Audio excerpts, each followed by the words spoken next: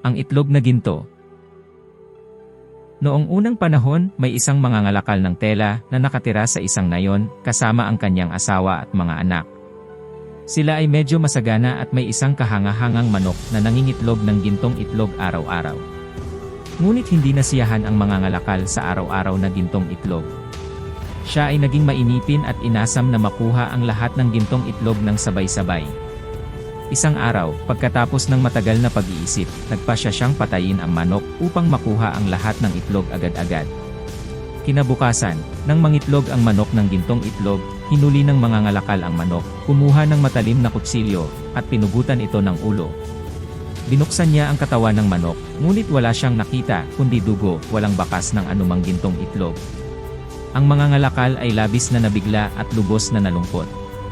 Ang kanyang buhay ay naging komportable sa isang gintong itlog araw-araw, ngunit ang kanyang kasakiman ang nagdulot sa kanya ng kapahamakan.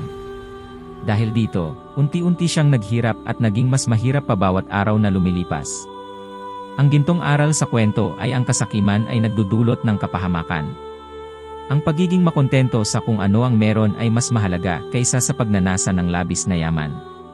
Ang labis na pagnanasa at pagiging sakim ay maaaring magdulot ng pagkawala ng lahat ng mayroon ka, tulad ng nangyari sa mangangalakal na nawala ang kanyang hanapbuhay at naging mahirap dahil sa kanyang kasakiman.